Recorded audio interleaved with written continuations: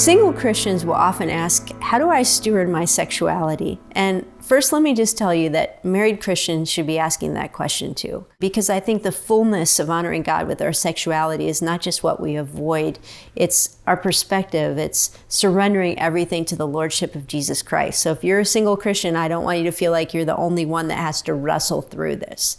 But stewarding your sexuality as a single, I think, first of all, relates to, and I know this sounds cliche, but in the Song of Solomon, it says, don't awaken love before it's time. And I think there's a lot of wisdom in that because we live in a very sexualized culture. And there are things all around you that will awaken sexuality, that will make you think sexual thoughts, that will make temptations more difficult.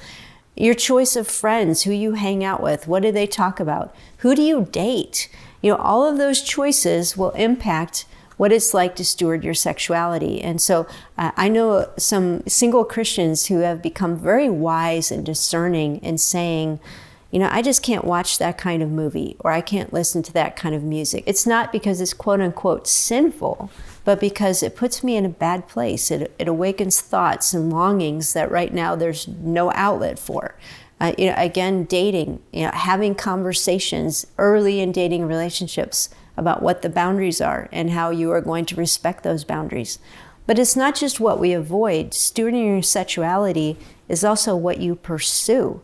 It's intentionally pursuing relationships that are going to be emotionally intimate and fulfilling, to be part of the body of Christ, where you as a man or you as a woman are able to contribute in a way that feels fulfilling. And I think in the Western world, we have, in many cases, such anemic church communities that Christian singles really struggle to know, what does that look like? And so the challenge of stewarding your sexuality as a single Christian is not only for you as an individual, but I think it's also a challenge for us as a Christian community, to begin to really ask questions like, what does it look like to be a fully alive single Christian in our 30s, 40s, 50s, and not just define sexual maturity and emotional maturity within the context of marriage and family. Part of stewarding your sexuality and the community aspect to that is having safe places to even name sexual desire.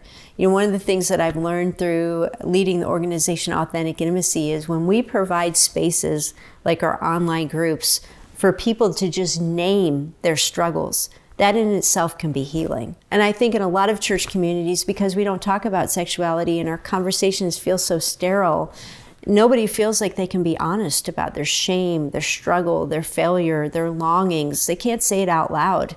And again, this is important for singles, but it's also important for married communities. And I think healthy community means that we can be honest with each other, and we can be compassionate and loving and kind with each other, as well as challenging with each other. And so again, I think this idea of stewarding our sexuality is not just on the person. Yes, it is. We're accountable before God. But it's also a challenge for the Christian community to become more authentic and courageous about the kind of conversations that we're allowed to have within our communities.